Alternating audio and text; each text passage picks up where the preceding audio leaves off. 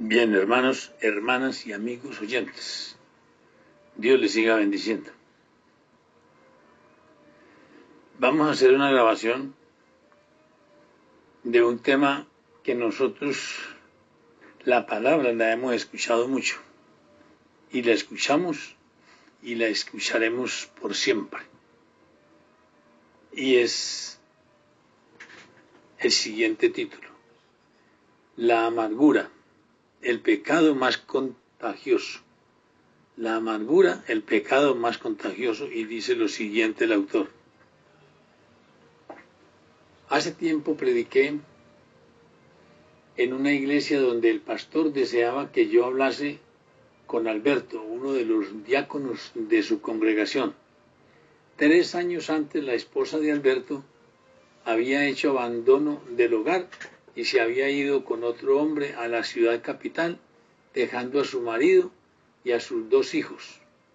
Me explicó el pastor que los esposos eran buenos cristianos y que no había motivo para que ella abandonara a su familia. Aproximadamente 6 semanas después, la mujer entró en razón y volvió a la casa arrepentida.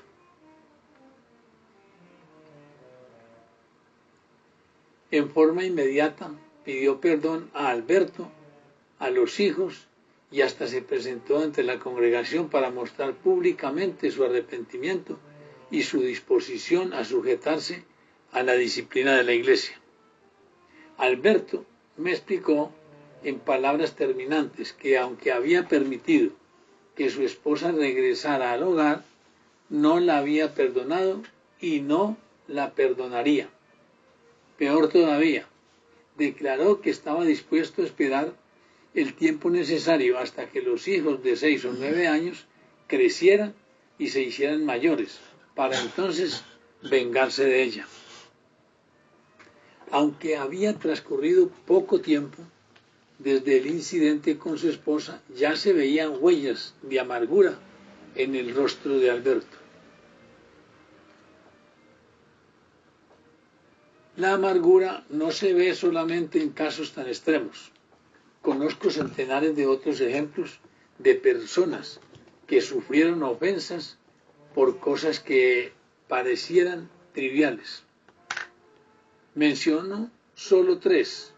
Una mujer se ofendió porque el pastor no estaba de acuerdo con su definición de alabanza y desde aquel momento empezó a maquinar para sacarlo de la iglesia. 2.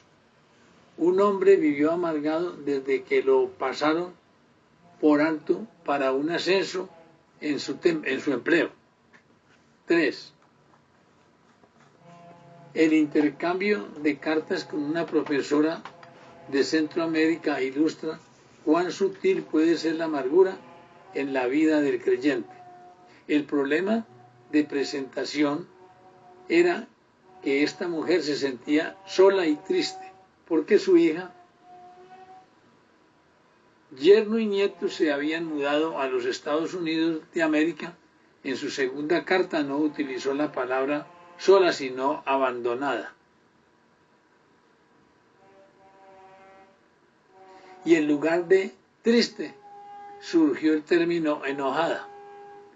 En las siguientes misivas se hizo evidente que estaba sumergida en una autocompasión y amargura.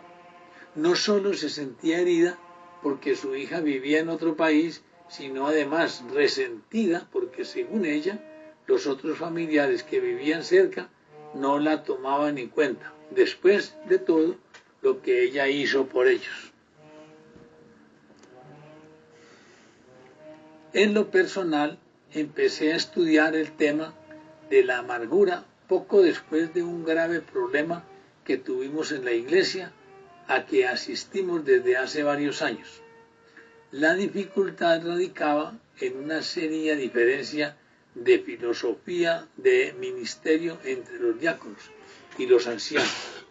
Pero lo que causó la desunión no fue el problema en sí, que se habría podido resolver buscando a Dios en oración, en su palabra y con un franco diálogo entre las partes, sino las personas ofendidas los chismes y la amargura resultante. En medio de esa crisis, en nuestra iglesia tuve que viajar a otro país para enseñar sobre el tema, cómo aconsejar empleando principios bíblicos.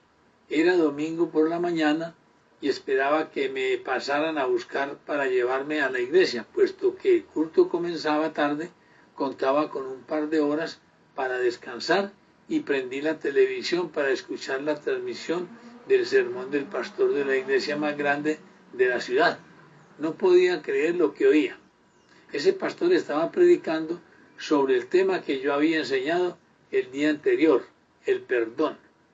Como si un rayo penetrara en mi corazón, el Espíritu Santo me mostró que yo también era culpable de estar dejando crecer una raíz de amargura en mi vida por lo que ocurría en nuestra congregación.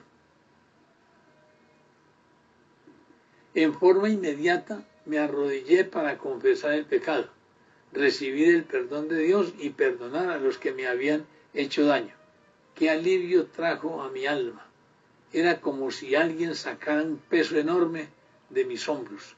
Ese problema que vivía en la iglesia tiene todos los elementos que este libro desea tratar. Quizá por esa razón el Señor me permitió experimentarlo. La amargura es el pecado más fácil de justificar y el más difícil de diagnosticar porque es razonable disculparlo ante los hombres y ante el mismo Dios. A la vez es uno de los pecados más comunes y peligrosos y perjudiciales y, como veremos, el más contagioso. Al escribir este libro, es mi esperanza y mi oración que la persona amargada no solamente se dé cuenta de que en verdad eso es pecado, sino que además encuentre la libertad que solo el perdón y la maravillosa gracia de Dios le puede ofrecer. Esta es la introducción. Aquí viene la definición de la amargura. En el punto número 2. La definición de la amargura. Uno cree que no, pero la verdad es que la amargura es una sensación de angustia y desagrado. Eso es lo que es la amargura. Una sensación de angustia y desagrado que muchas veces no se muestra, no se ve. Y eso depende del carácter de cada persona. Hay unos que son o somos más difíciles de compartir o demostrar lo que estamos sintiendo. La definición de la amargura. En el griego del Nuevo Testamento, amargura proviene de una palabra que significa punzar. Su raíz hebrea agrega la idea de algo pesado. Finalmente, el uso en el griego clásico revela el concepto de algo fuerte. La amargura entonces es algo fuerte y pesado que pulsa hasta lo más profundo del corazón. La amargura no tiene lugar automáticamente cuando alguien me ofende, sino que es una reacción no bíblica, es decir, pecaminosa, a la ofensa o a una situación difícil y por lo general injusta. No importa si la ofensa fue intencionada o no. Si el ofendido no arregla la situación con Dios, la amargura le inducirá a imaginar más ofensas de la misma persona.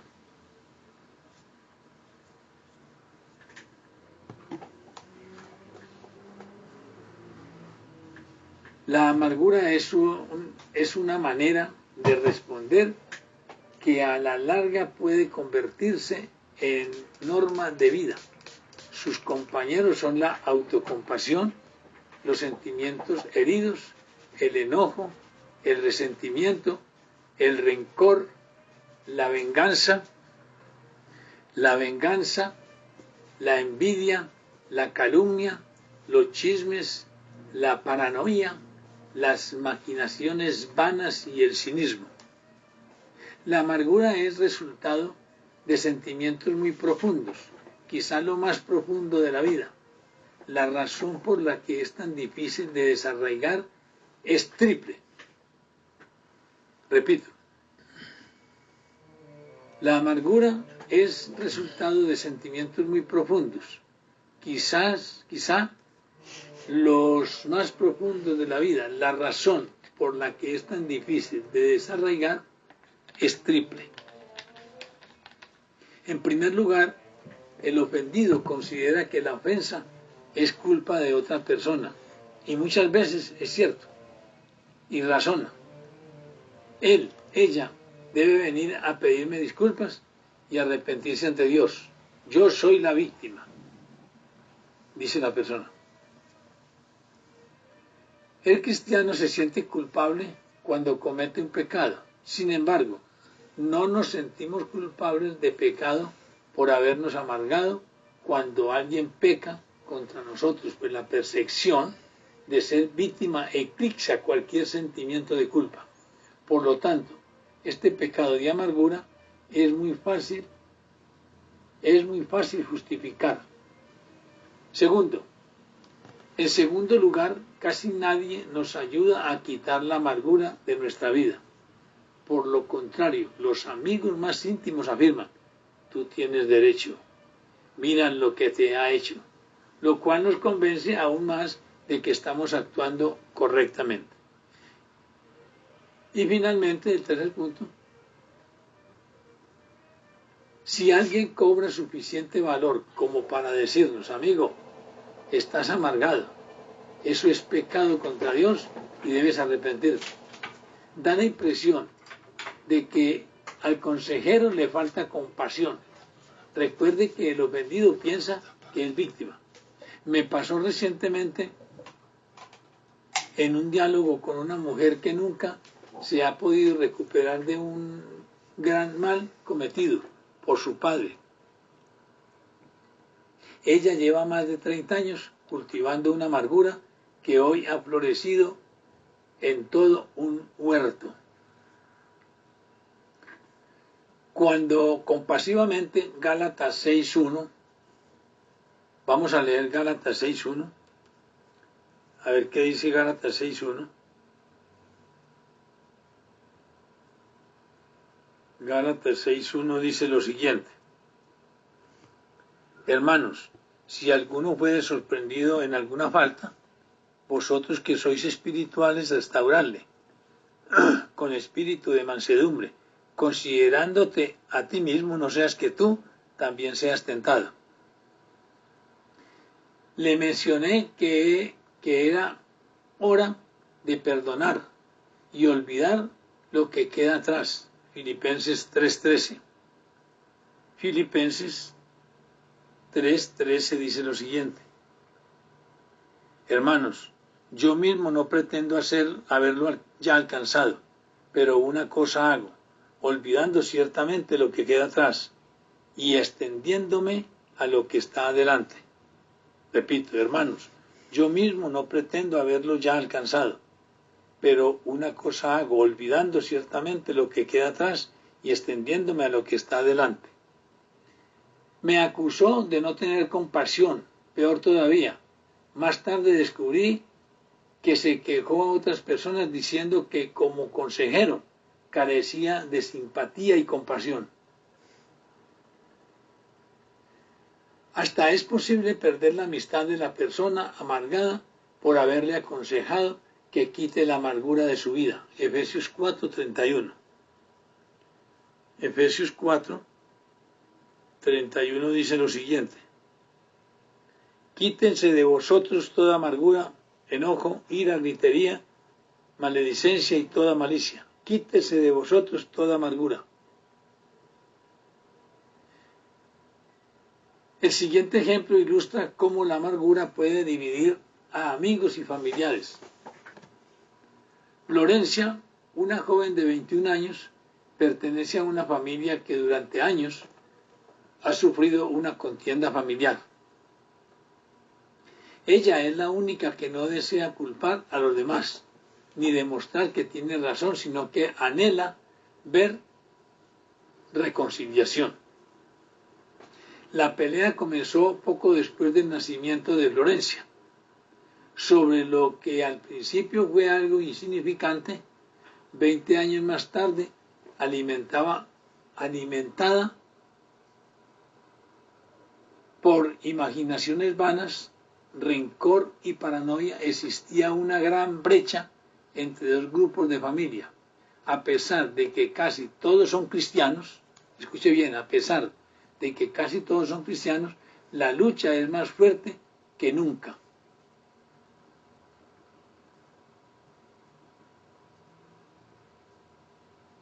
Florencia, tomando en serio lo que dice la palabra de Dios sobre la amargura, con todo el alma quiere que la familia se reconcilie. Se siente impotente, sin embargo, porque está bajo la amenaza de no poder volver a casa de sus padres si pisa la propiedad de su hermana y su cuñado, es decir, si visita a su familia. Finalmente, el lector notará una característica interesante en casi todos los ejemplos de este libro. Por regla general, nos amargamos con las personas más cercanas a nosotros. Aquí terminamos con la primera parte. Bien, hermanos, hermanas y amigos oyentes, vamos a grabar la segunda parte de el tema de la amargura, el pecado más contagioso. Y esta parte la titula el autor de la siguiente manera: las consecuencias de la amargura. Las consecuencias de la amargura. Para motivar a una persona a cumplir con el mandamiento bíblico, despréndase de toda amargura, que dice Efesios 4:31, quítense de vosotros toda amargura,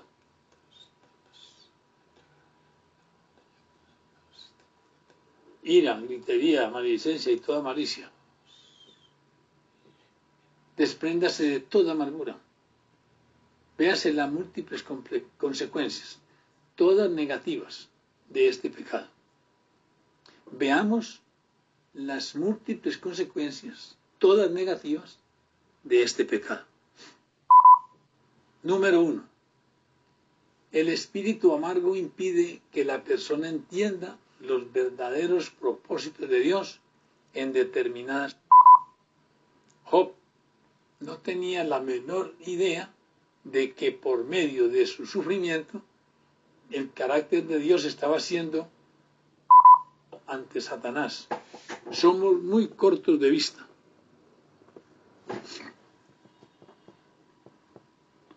Dos, el amargo contamina a otros.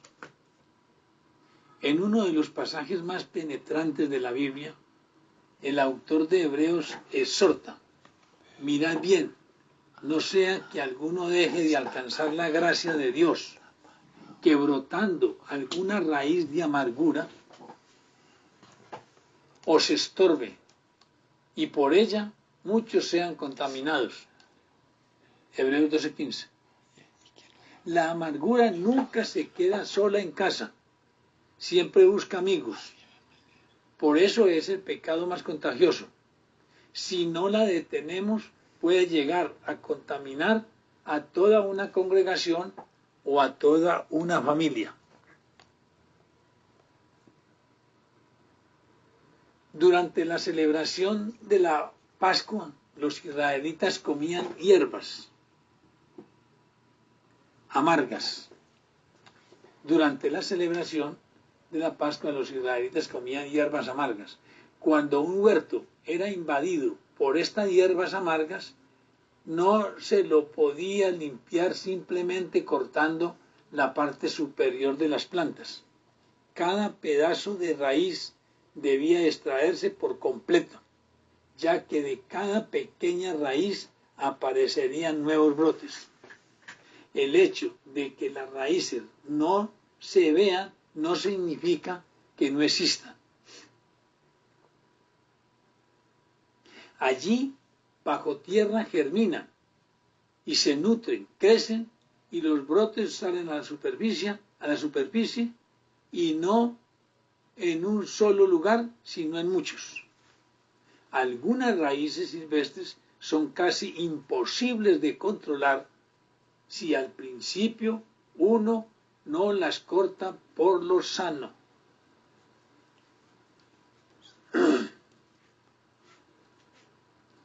El escritor de Hebreos advierte que la amargura puede quedar bajo la superficie alimentándose y multiplicándose, pero saldrá a la luz cuando uno menos lo espera.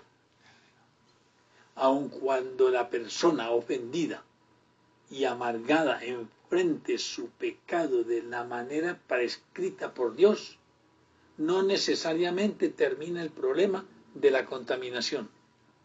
Los compañeros han tomado sobre sí la ofensa y posiblemente se irriten con su amigo cuando ya no esté amargado. Hace poco un médico muy respetado y supuestamente cristiano había abandonado a su esposa y a sus 3 hijos yéndose con una de las enfermeras del centro médico donde trabajaba.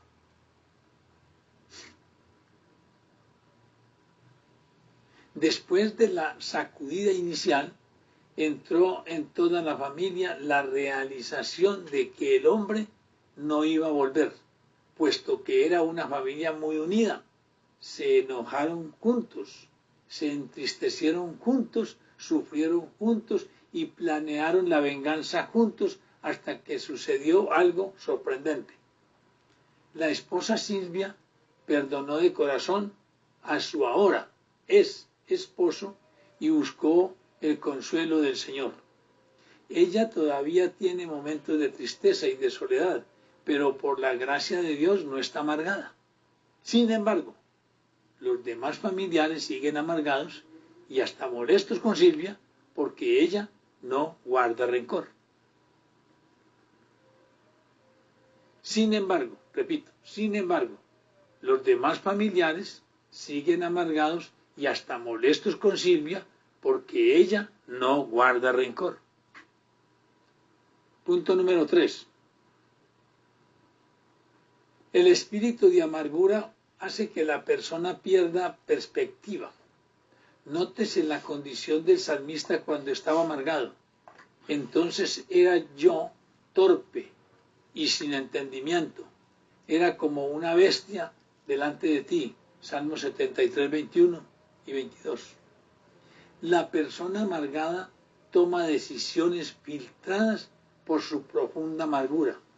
Tales decisiones no provienen de Dios y generalmente son legalistas. Cuando la amargura echa raíces y se convierte en norma de vida, la persona ve, estima, evalúa, juzga y toma decisiones según su espíritu amargo.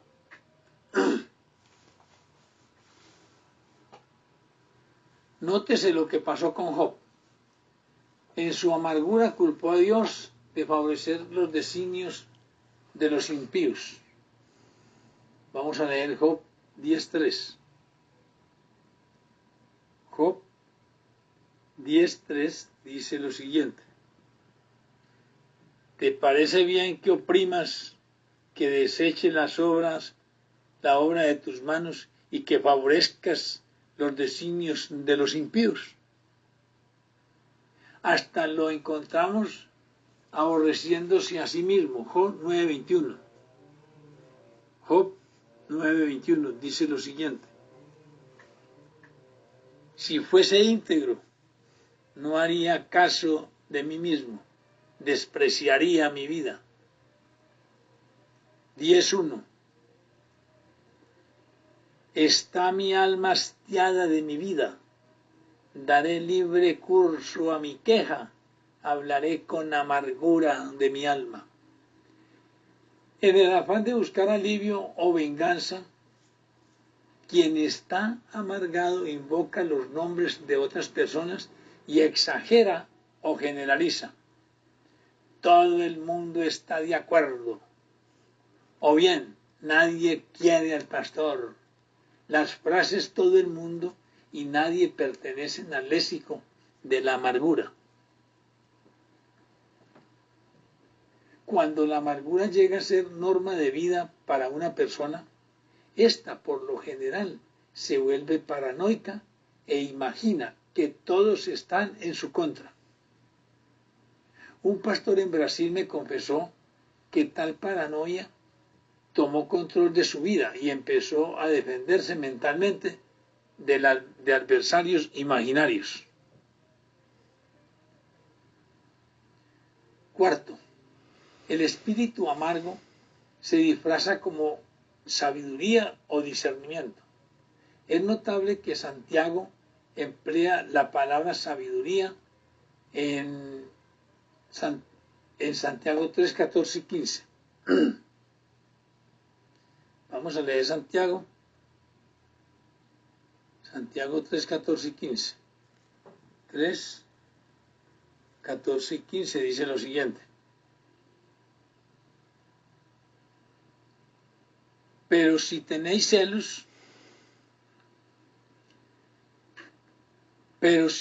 celos amargos y contención en vuestro corazón, no os jactéis ni mintáis contra la verdad, porque esta sabiduría no es la que desciende de lo alto, sino terrenal, animal, diabólica.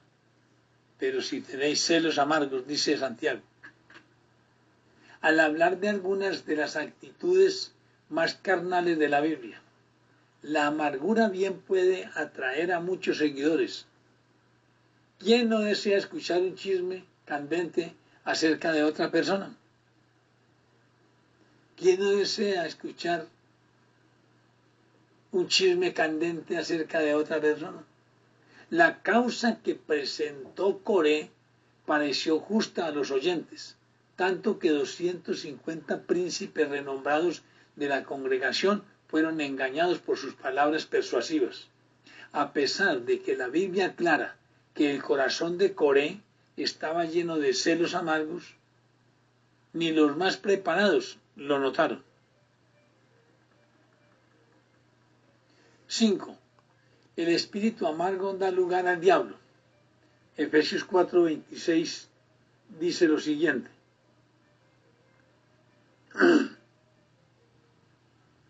Efesios 4:26 dice, airaos, pero no pequéis, no se ponga el sol sobre vuestro enojo, ni deis lugar al diablo. Una persona que se acuesta herida, se levanta enojada. Se acuesta enojada y se levanta resentida. Se acuesta resentida y se levanta amargada. El diablo está buscando a quien devorar. 1 Pedro 5:8. 1 Pedro 5:8 dice lo siguiente. Sed sobrios y velad, porque vuestro adversario el diablo, como león rugiente, anda alrededor buscando a quien devorar. Pablo nos exhorta a perdonar para que Satanás no gane ventaja alguna sobre nosotros, pues no ignoramos sus maquinaciones. Segunda a los Corintios 2:11. Segunda a los Corintios 2:11 dice lo siguiente. Para que Satanás no gane ventaja alguna sobre nosotros, pues no ignoramos sus maquinaciones. Satanás emplea cualquier circunstancia para dividir el cuerpo de Cristo. 6. El espíritu amargo puede causar problemas físicos. La amargura está ligada al resentimiento, término que proviene de dos palabras que significan decir de nuevo. Cuando uno tiene un profundo resentimiento, no duerme bien, o sea, despierta varias veces durante la noche y vez tras vez en su mente repite la herida como una grabadora. Es un círculo vicioso de no dormir bien, no sentirse bien al siguiente día, no encontrar solución para el espíritu de amargura, no dormir bien, ir al médico, tomar pastillas, etcétera, etcétera. Algunas personas terminan sufriendo una gran depresión, otros acaban con úlceras u otras enfermedades.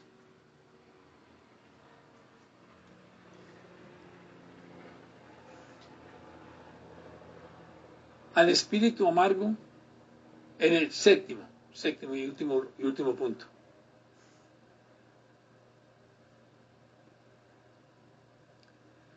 El espíritu amargo hace que algunos dejen de alcanzar la gracia de Dios. Hebreos 12:15. Hebreos 12:15 dice lo siguiente.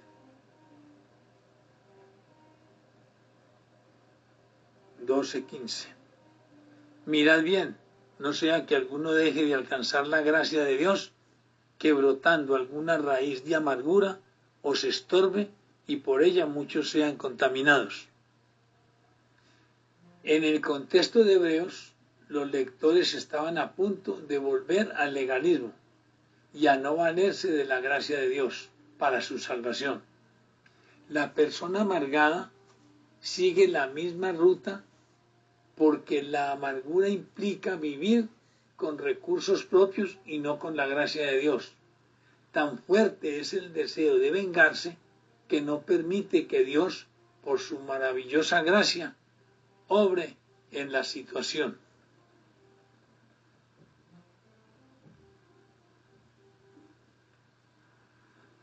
Bueno, aquí hemos terminado con estos dos punticos. Hay muchos puntos en el libro del hombre, pero entonces aquí terminamos con estos dos puntos que hemos elegido para compartirlo con ustedes. Y terminamos con una frase que ustedes de pronto han oído, que dice lo siguiente: el resentimiento es un veneno que se toma uno esperando que se muera otro. El resentimiento es un veneno que se toma uno esperando que se muera otro. Dios les siga bendiciendo. Bien, hermanos y amigos que escucharon esta grabación, se dieron cuenta de que años anteriores lo había hecho en 2 etapas porque tenía unas herramientas diferentes a las que tengo ahora. Ahora opté por reunir las dos grabaciones en una sola. Por eso hay algunas cositas ahí como interferentes, pero no vale la pena. Y por último podemos aclarar los sinónimos de amargura, que son amargor, aflicción, disgusto, sinsabor, tristeza, pena, dolor, sufrimiento, tribulación, tormento y pesadumbre. Todo lo contrario a lo que es la alegría y el contento. Parece mentira, hermanos y hermanas que me escuchan, pero la amargura es algo grave. No solamente en el creyente, sino en toda la humanidad. Que el Señor Jesucristo los bendiga grandemente.